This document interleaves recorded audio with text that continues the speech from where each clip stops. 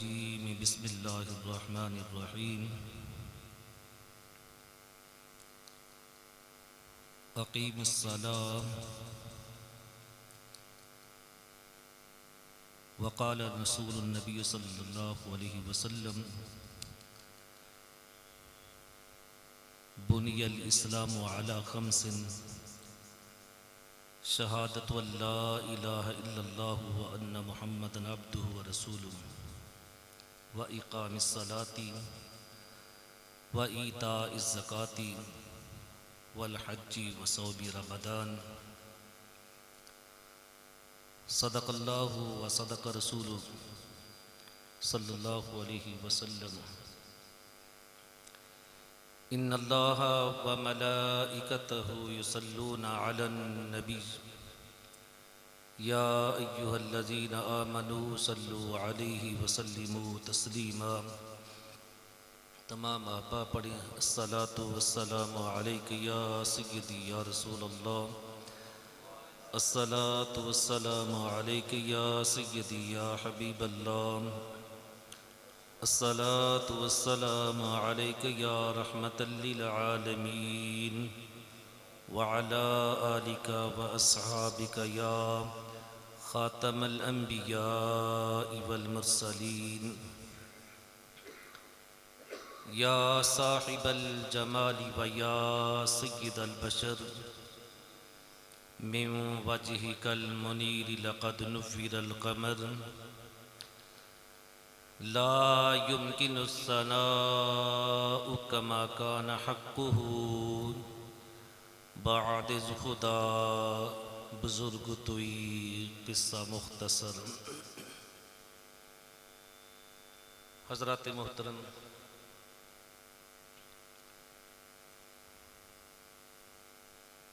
ہم مسلمان ہیں. اللہ کا شکر ہے کہ اللہ تبارک و تعالیٰ نے ہمیں اپنے محبوب کا امتی بنایا ہے. یہ اتنا بڑا شرف ہے کہ پہلے انبیاء کرام اس کی تمنائیں کرتے رہی، اور اللہ کا کتنا کرم ہوا، ہم پیدا ہوئے، آنکھ کھولی تو نبی کی امت بھی موجود تھی. حضرات محترم، میں نے قرآن مجید کی دو الفاظ، دو حروف میں نے وہ بیان کیے ہیں اور ایک حدیث مبارکہ بیان کی ہے. جتنا میں کچھ بیان کر سکا وقت ملا وہ میں بیان کروں گا، لیکن ایک گزارش ہے کہ توجہ سے سنیں. تو شعر تو پڑھ تو لیتا ہوں لیکن میری عادت نہیں ہے پڑھنے کی.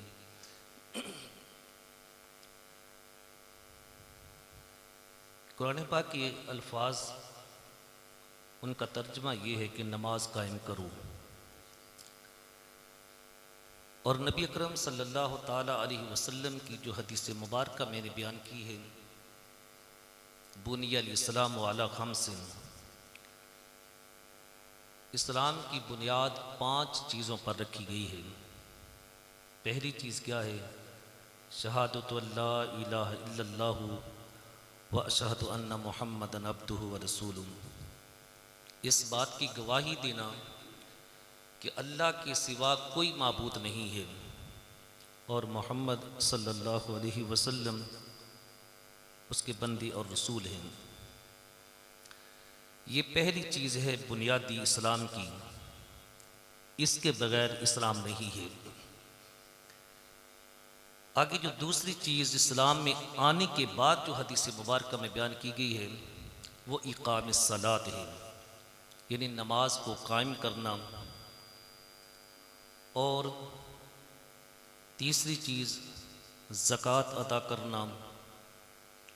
چوتھی چیز حج کرنا. اور 5ویں چیز رمضان المبارک کی روزے رکھنا. رمضان کے روزے بیمار پر نہیں رکھ سکتا، آگے طاقت کی امید بھی نہیں ہے تو وہ فدیہ ادا کر دے. حج ہے، سب پر فرض نہیں ہے، وہ جو وہاں جب تک جانے کی استطاعت رکھتا ہو اس پر فرض ہے، دوسرے پر نہیں ہے۔ زکوٰۃ ہے، مال اتنا ہے کہ صاحب نصاب ہے، نصاب کو پہنچتا ہے تو زکوٰۃ ہے، دوسرے پر نہیں ہے۔ نماز یہ کوئی بھی ہو، غریب ہو، امیر ہو، بیمار ہو، حالت جنگ ہو، امن ہو، مسافر ہو، یہاں تک علماء کرام فرماتے ہیں کہ اگر جان جسم سے نکل رہی ہے، حرکت اشارہ کر سکتا ہے تو اشارے سے پڑھنی ہے۔ اور کب سے پھر پڑھنی ہے؟ 7 سال کے بچے کو حکم ہے کہ اس کو کہو، یعنی کہ والدین کی ذمہ داری ہے، گھر والوں کی، ہم کہتے نہیں ہیں، کہنا چاہیے بھی۔ ذمہ داری ہے کہ ان کو 7 سال کے بچے کو حکم دیں کہ نماز پڑھا کرو۔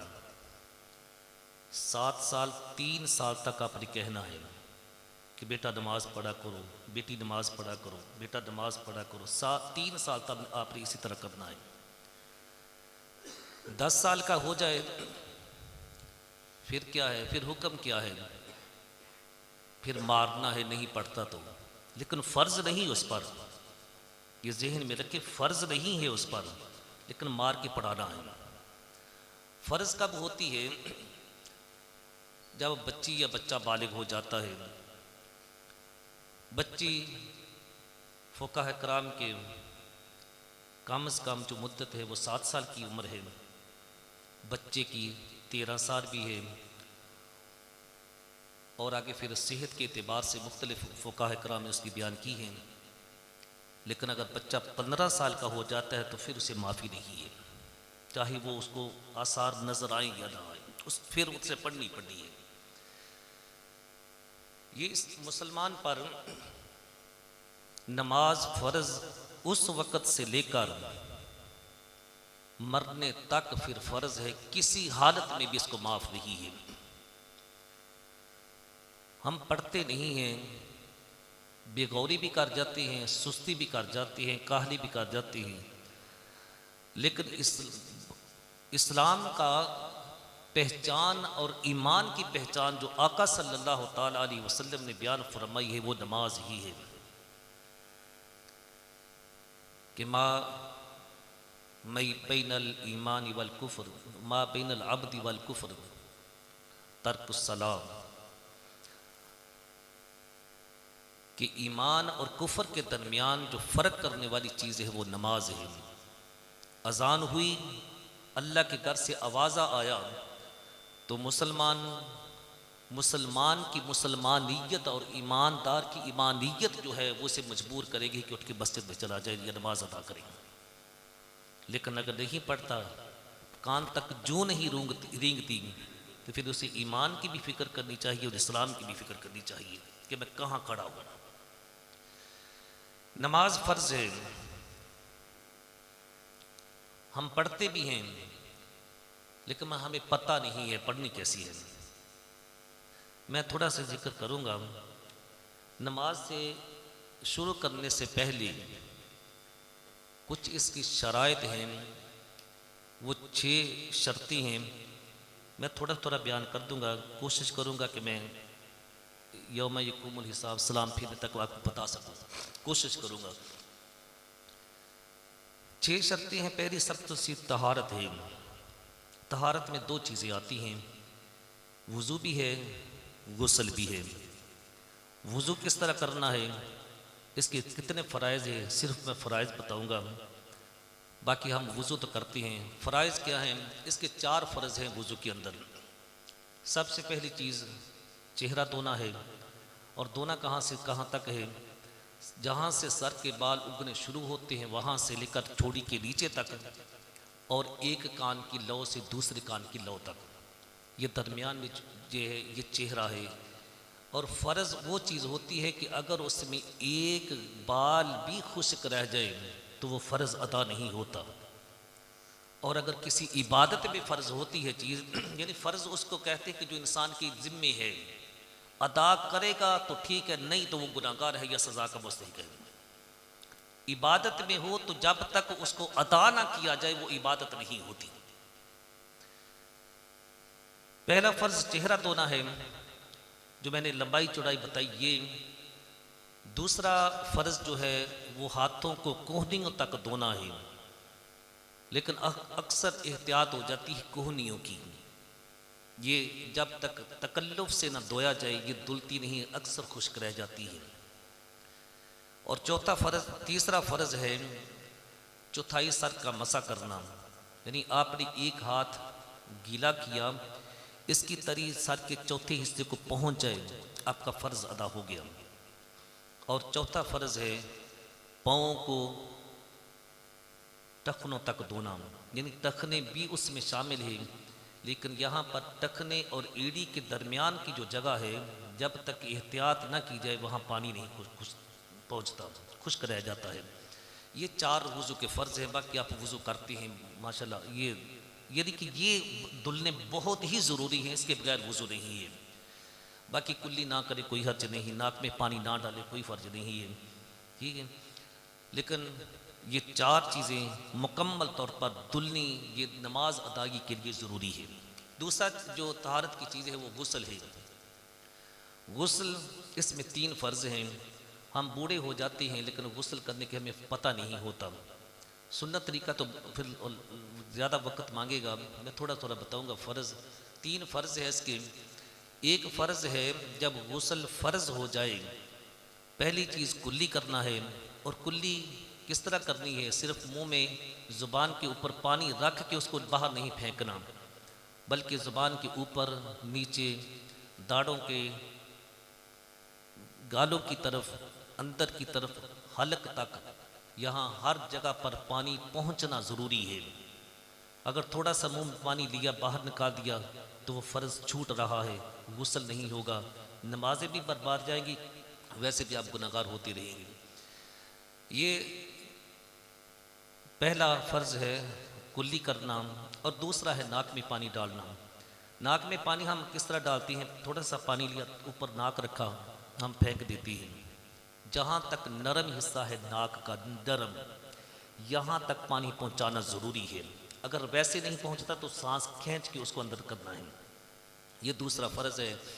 اور تیسرا فرض ہے غسل کا سارے بدن پر پانی کو بہا دینا، یعنی کہ سر کے بالوں سے لے کر پاؤں کے تلووں تک کوئی جگہ ایسی نہ ہو کہ جہاں پانی نہ بہے۔ اور جو دھلنا ہوتا ہے وہ ایک تھوڑا سا پانی گیلا کر کے ہاتھ وہاں پہنچا دینا، اس کو نہیں کہتے۔ دھلنا یہ ہوتا ہے کم از کم اس کے پانی کے 2 بوند وہاں سے بہہ جائیں، اس کو دھونا کہتے ہیں۔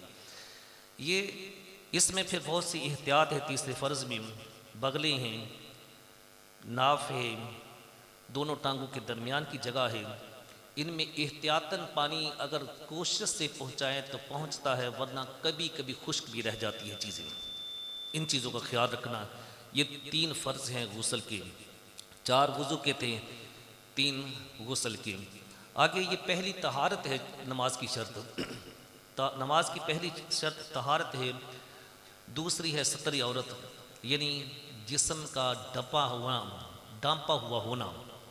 مرد کا اگر دوسری چیزیں نہیں ہیں تو کم از کم ناف سے لے کر گھٹنے تک نماز میں اور نماز کے باہر ہر حالت میں چھپا ہوا ہونا یہ فرض ہے۔ فرض کسی کو بغیر کسی کو وجہ کے دکھائے یا کسی کا دیکھنا، نبی اکرم صلی اللہ تعالیٰ علیہ وسلم نے دونوں پر لعنت فرمائی ہے۔ نماز اور عورت کا نماز کے اندر ہاتھ، چہرہ، پاؤں، یہ 3 کھلے ہو سکتے ہیں۔ اس کے علاوہ اگر اتنا دوپٹہ اس نے باریک لیا ہے کہ اس دوپٹے سے بالوں کی سفیدی نظر آتی ہے تو اس عورت کی نماز نہیں ہوتی۔ تیسری چیز ہے استقبال قبلہ، قبلہ کی طرف منہ ہونا ضروری ہے۔ چوتھا وقت ہونا، پھر نیت ہونا، اور تکبیر تحریمہ، یہ 6 شرطیں ہیں نماز کی، جو کہ یہ 6ٹھی شرط جو تکبیر تحریمہ ہے یہ نماز کے بالکل متصل ہے، اس وجہ سے فقہاء کرام اس کو فرائض نماز میں بھی اس کو شمار کرتی ہیں۔ آگے پھر فرض ہیں نماز کے اندر 7 فرض ہیں۔ تکبیر تحریمہ، قیام ہے، قرات ہے یعنی تلاوت قرآن پاک، رکوع ہے، سجود ہے، آخری قعدہ ہے، یعنی کسی میں 2 بھی قعدے ہو سکتے ہیں نا، یعنی آخری قعدہ جو ہے وہ فرض، اور کسی عمل سے نماز سے باہر آنا، یہ 7 فرض ہیں۔ تکبیر تحریمہ فرض ہے۔ بعض حضرات ایسے ہوتے ہیں اور کانوں تک ہاتھ اٹھانا یہ سنت ہے، لفظ اللہ اکبر کہنا یہ واجب ہے، اور مطلقاً تکبیر تحریمہ یہ فرض ہے۔ ٹھیک ہے، امام کے ساتھ پڑھتے ہیں، کبھی ایسے ہوتا ہے کہ امام کے اللہ اکبر ابھی مکمل نہیں ہوتا، مقتدی اللہ اکبر کر کے پہلے ہی ہاتھ باندھ چکا ہوتا ہے، اس طرح نماز شروع ہوتی ہی نہیں ہے۔ امام اللہ اکبر بار را بول لے، اس کے بعد امام جو مقتدی ہے وہ اللہ کا الف بولے۔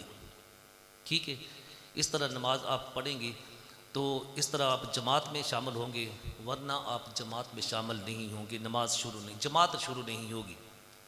یعنی ویسے تو اللہ اکبر کہنے سے نماز تو شروع ہو جاتی ہے، لیکن امام کے ساتھ نہیں آئے ہوں گے، وہ آپ اپنی علیحدہ نماز ہوگی، اب آپ کو جماعت کا ثواب وہاں نہیں ملے گا۔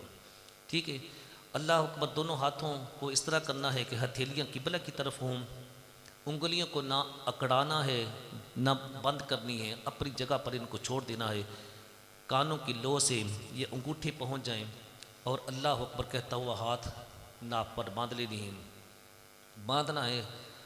باندھنے کے بعد پھر قرات کرنی ہے۔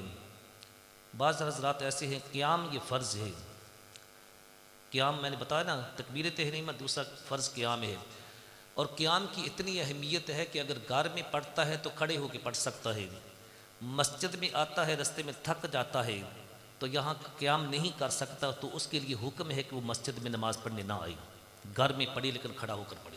اتنی اہمیت اس کی، اس سے اندازہ لگا سکتے ہیں۔ یعنی کہ کسی حالت میں یہ اس کی 2 صورتیں ہیں صرف، یا تو قیام کر ہی نہیں سکتا، اگر دیوار کے ساتھ ٹیک لگا کے قیام کر سکتا ہے، کھڑا ہو سکتا ہے تو ٹیک لگائے، اگر چھڑی کا سہارا لے سکتا ہے وہاں سہارا لے، اور اگر کوئی آدمی قریب سہارا دے سکتا ہے تو قیام کرے، اگرچہ اللہ اکبر ہی کھڑے ہو کر سکتا ہے تو اللہ اکبر کھڑی ہو کر کہیں بیٹھ کر نہ پڑھے۔ اگر یہ بھی نہیں کر سکتا پھر اسے اجازت ہے کہ وہ بیٹھ کر نماز پڑھے، لیکن پڑھنی کہاں ہے، کرسی پر بیٹھے گا یا نیچے بیٹھے گا۔ اب اس کے لیے ایک اور حکم ہے، اگر سجدہ وہ کر سکتا ہے، کوئی رکاوٹ چیز نہیں ہے، عذر نہیں ہے، تو پھر وہ کرسی پر نہیں بیٹھ سکتا، وہ نیچے زمین پر بیٹھ کر نماز پڑھے گا۔ اگر زمین پر کرسی پر بیٹھ کر پڑھتا ہے اور وہاں ہی اشارہ کرتا ہے، حالانکہ وہ سجدہ زمین پر بیٹھ کر کر سکتا ہے، تو کرسی پر اس کی نماز نہیں ہوتی، یہ ذہن میں رکھیے۔ قیام کے ساقط ہونے کی 2 صورتیں ہیں، ایک کھڑا ہی نہیں ہو سکتا اور دوسرا سجدہ نہیں کر سکتا، یعنی بیٹھتا ہے تکلیف سے ہوتی ہے، یا سجدہ کرتے اس کا کوئی زخم ہے وہ بہتا ہے، یا خون نکل آتا ہے، یا تکلیف اتنی شدید ہوتی ہے کہ وہ برداشت سے باہر ہو جاتی ہے، تو پھر اس کے لیے حکم کیا ہے کہ وہ پھر کرسی پر بیٹھ کر پڑھے۔ بعض حضرات ہوتے ہیں چل کر آتے ہیں، لیکن کہتے ہیں کرسی پر کیوں بیٹھ کے پڑھا ہے، وہ اگر سجدہ نہیں کر سکتا تو اس نے کرسی پر ہی بیٹھ کر پڑھنی ہے۔ اگر قیام نہیں کر سکتا تو سجدہ زمین پر بیٹھ کر سکتا ہے تو بیٹھ کر پڑھے، کھڑا بھی نہیں ہو سکتا یا کھڑا ہو سکتا ہے لیکن سجدہ نہیں کر سکتا تو پھر بھی کرسی پر بیٹھ کر پڑھ سکتا ہے۔ یہ صورتیں ہیں، یہ قیام یہ فرض، اور اس کے بعد قرات ہے، قرآن پاک کی تلاوت کرنا کم از کم، یعنی قرات کا فرض یہ ہے کہ کم از کم قرآن پاک کی 1 آیت پڑھ لے، یہ فرض ہے، میں واجب نہیں بتا رہا، فرض ہے۔ آگے وہ صورتیں زیادہ کرنی یا 3 صورتیں وہ اور چیزیں ہیں، لیکن جو فرض ہے قرات وہ کم از کم 1 آیت مبارکہ پڑھنی یہ فرض ہے۔ ٹھیک ہے، آگے پھر الحمد شریف کا پڑھنا یہ واجب ہے، لیکن یہاں واجب یا فرض جتنا بھی قیام جو کرے گا وہ فرض کا ثواب ہی ملے گا، ثواب جو ہے وہ فرض کا ہی ملے گا۔ پھر رکوع ہے، رکوع کس کو کہتے ہیں؟ رکوع اس کو کہتے ہیں کہ اتنا جھکنا کم از کم کہ اس کے ہاتھ جو ہے وہ گھٹنوں تک پہنچ جائیں، اگر وہاں تک نہیں پہنچتے تو پھر اس کا رکوع نہیں ہے۔ اور جو مکمل وہ رکوع ہے وہ یہ ہے کہ اپنے دونوں ہاتھوں کی یہ انگلیاں یعنی کہ بکھیر کر پھیلا کر اپنے گھٹنوں کو پکڑے، دبائے، پکڑ کر ٹانگیں سیدھی کر کے پیٹھ، پشت، کمر، پیٹھ اور سر یہ مکمل یعنی برابر ہونا چاہیے، یہ کم از کم یہ اس کا یعنی بہترین مکمل رکوع یہ ہے۔ اس کے بعد سجدہ ہے، سجدے کے اندر بعد سجدے میں جانا ہے، پہلے گھٹنے زمین پر رکھنے ہیں، پھر ہاتھوں کو رکھنا ہے، پھر ناک، پھر پیشانی۔ اور پیشانی میں کبھی کبھی ایسے ہوتا ہے ناک اٹھائی ہوئی ہے، کبھی ہم پاؤں کو ایسے کھڑا کر لیتے ہیں، انگلیاں رکھ لیتی ہیں، اس طرح سجدہ نہیں ہوتا، یہ ذہن میں رکھیں۔ پاؤں کی انگلیوں کا پیٹ لگنا یہ سجدے کے اندر شرط ہے، اور ناک کی ہڈی جو سخت ہے اس ہڈی کا لگنا بھی زمین پر شرط ہے۔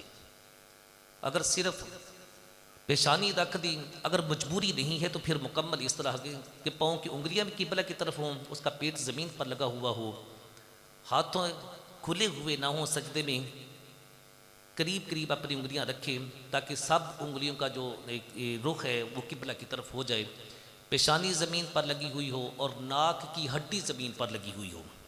یہ 7 اعضاء اگر زمین پر لگیں گے تو سجدہ ہوگا ورنہ نہیں ہوگا، ٹھیک ہے۔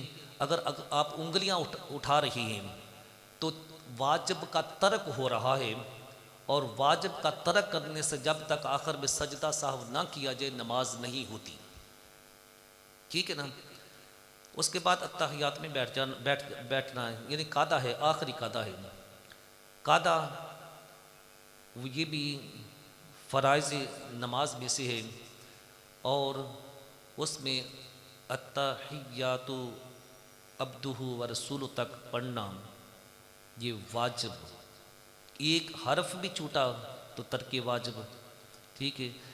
رکوع کے اندر اتنا جھکنا یہ بھی واجبات نماز۔ اور ایک اور چیزیں بھی ہیں، رکوع سے جب ہم قومہ کی طرف جاتے ہیں، قومہ اور جلسہ یہ بھی واجبات نماز میں سے ہے۔ رکوع سے کبھی کبھی سمیع اللہ لمن حمدہ امام صاحب کہتے ہیں، نیچے چلے گئے، مقتدی ابھی مکمل سیدھا بھی نہیں ہوتا سجدے میں چلا جاتا ہے، اس طرح وہ سیدھا کھڑا نہ ہو کے واجب کا تارک ہو رہا ہے، اس کے لیے آخر میں سجدہ سہو کرنا ضروری ہوتا ہے۔ اور دوسرا جلسہ، 2 سجدوں کے درمیان جو بیٹھتے ہیں اس کو جلسہ کہتے ہیں، وہاں بھی سیدھا اطمینان کے ساتھ بیٹھنا، کم از کم 1 مرتبہ سبحان اللہ کی مقدار یہ واجب ہے۔ رکوع سے اٹھنا، کھڑے ہونا، کم از کم 1 سبحان اللہ کی مقدار کھڑے ہونا، 2 سجدوں کے درمیان سبحان اللہ کی مقدار بیٹھنا اطمینان سے، یہ دونوں واجبات ہیں۔ ہمارے کبھی کبھی ایسے ہوتا ہے رکوع ایک سجدہ کیا، اٹھتے ہیں سجدے سے تو بیٹھتے اچھی طرح نہیں، دوسرے سجدے میں چلے جاتے ہیں، اس طرح وہ واجب کا تارک ہو رہی ہوتی ہیں، یعنی ان کا واجب جو ہے وہ ترک ہو رہا ہوتا ہے، جس کی وجہ سے اس کی نماز برباد ہو رہی ہوتی ہے۔ امام کے ساتھ ہے، امام کے ساتھ تمام معاملات میں امام کی پیروی کرنا ضروری ہے، سوائے قرات کی۔